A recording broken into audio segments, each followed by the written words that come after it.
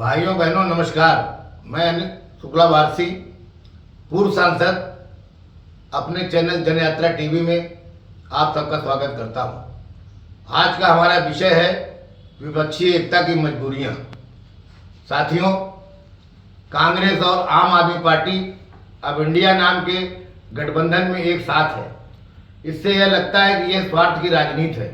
अब क्या आगे आने वाले राज्यों के चुनाव में आप कांग्रेस पर अपने हमले बंद कर देगी और कांग्रेस जो केरल में वाम दलों के खिलाफ लड़ती है और पश्चिम बंगाल में वाम दलों के साथ मिलकर ममता के विरुद्ध लड़ती है, क्या कांग्रेस अपने इस दोहरी नीति पर बदलाव करेगी?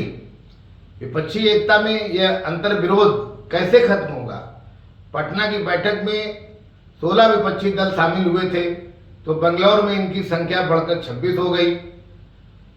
अब इनमें दक्षिण के कुछ दल ऐसे हैं जिनका दायरा बहुत सीमित है और जनता के बीच बहुत कम असर है।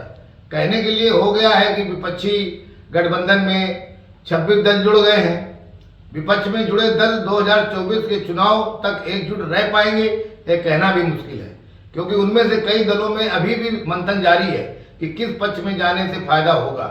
इंडिया नामक गठबंधन की अगली बैठक मुंबई में होगी, जिसमें 11 लोगों की एक समन्वय समिति बनाई जाएगी और उनके नामों की घोषणा भी की जाएगी। लेकिन अभी तक जो नेता विपक्षी एकता की बात कर रहे थे और उसका समर्थन कर रहे थे, वे टूट कर राष्ट्रीय जनतांत्रिक गठबंधन राजग के साथ जुड़ रहे हैं। इनमें से प्रमुख है जीतन राम मांझी, ओम प्रकाश राजभर, दारा सिंह चौहान, चिराग पासवान आदि। महाराष्ट्र में राष्ट्रवादी कांग्रेस पार्टी का विभाजन हो गया और एक बड़ा धड़ा टूटकर अजित पवार के साथ भाजपा के खेमे में आ गया।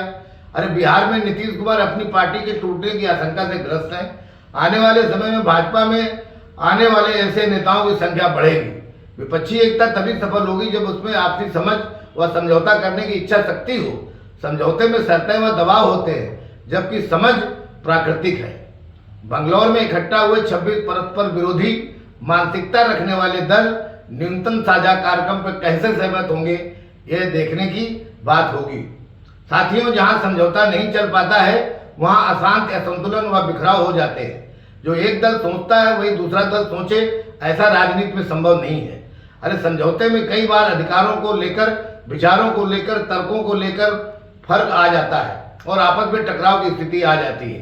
बंगलौर में बैठक के बाद नीतीश कुमार और लालू यादव का प्रेस वार्ता छोड़कर जाना और कहना कि हवाई जहाज का समय हो रहा था, जबकि वह नियमित फ्लाइट नहीं थी, वह चार्टर प्लेन था। इससे यह निष्कर्ष निकलता है कि नीतीश कुमार को कांग्रेस द्वारा बंगलौर की पूरी बैठक को अपने नियंत्रण में ले लेना रास नहीं आया और यही सर्वथा नीतीश कुमार के स्वभाव के विपरीत है। इसलिए वह बैठक के बाद चले गए। ऐसी स्थिति 1977 की जनता पार्टी के गठबंधन में और 1989 में बीपी सिंह के गठबंधन में देश की जनता देख चुकी है। समझौते मौलिक नहीं होते हैं, ये कई ताने बाने के साथ बुने जाते हैं। इसमें मिश्रण भी होता है, ऊंच नीच भी होता है, माप तौल भी होती है और कई बार यह गठबंधन मजबूरियों के दबाव में किए जाते हैं। लेकिन आपसी अंतर विरोध सतह पर दिखाई देता है। लगभग यही स्थिति विपक्षी दलों में बार बार दिखाई दे रही है। विपक्षी पार्टियों में समझौता नहीं, समझ होनी चाहिए, क्योंकि समझौता दलों और लोगों द्वारा किया जाता है, परंतु समझ प्राकृतिक है। समझ साथ साथ चलने का एक उत्तम मार्ग देती है, जबकि समझौता कटीला मार्ग है और इसमें हर समय सतर्क रहकर चलना पड़ता है। समझौता लंबा मार्ग नहीं तय कर पाता है, जबकि समझ खत्म न होने वाला गठबंधन है। लेकिन लोकतंत्र की राजनीति में प्रदत्त अधिकारों ने समझ की नैतिकता को धुंधला कर दिया है और समझौता ही एकमात्र उपाय रह गया है। नरेंद्र मोदी जी को 2024 में रोकने के लिए विपक्ष को जहां एक तरफ सभी विपक्षी दलों को एकजुट रखने की चुनौती है, वहीं उनको बिखराव से रोकना भी किसी चुनौती से कम नहीं है। साथ ही मोदी जी ने आम जनमानस तक मूलभूत सुविधाओं को पहुंचाकर जिस प्रकार अपना जनाधार बढ़ाया है, उस जनाधार को कम करना एक बहुत बड़ी चुनौती है। आज का वोटर बहुत समझदार है। केवल मोदी विरोध से जनाधार बढ़ने वाला नहीं है। आज की सत्ता केंद्रित राजनीति में नेताओं की निष्ठा और विश्वसनीयता निचले पायदान पर है। इसलिए अब दल बदल अक्सर देखने को मिलते हैं। परिवार आधारित राजनीति एक मोड़ पर पहुंचने के बाद उत्तराधिकारी को लेकर बिखर जाती है। जैसे राष्ट्रवादी कांग्रेस पार्टी सुप्रिया सुले को लेकर, समाजवादी पार्टी शिवपाल सिंह यादव को लेकर और शिवसेना उद्धव व राज ठाकरे को लेकर दो फाड़ हो गई। इस तरह की स्थितियां विपक्षी एकता को लेकर बहुत बड़ी बाधा है। हर कोई प्रधानमंत्री बनना चाहता है। जहां एक तरफ विरोधी गठबंधन एकता बनाए रखने की चुनौतियों से लड़ रहा है, वहीं दूसरी तरफ मोदी जी के नेतृत्व में भाजपा मजबूती से 2024 के चुनाव में जीत हासिल करने के लिए जी जान से जुटी है।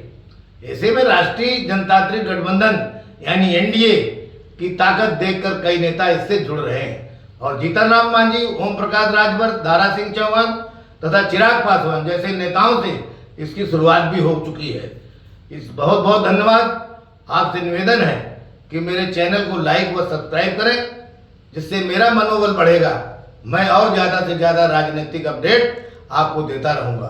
आपका भाई अनिल शुक्ला वारसी, पूर्व सांसद। Thank you very much.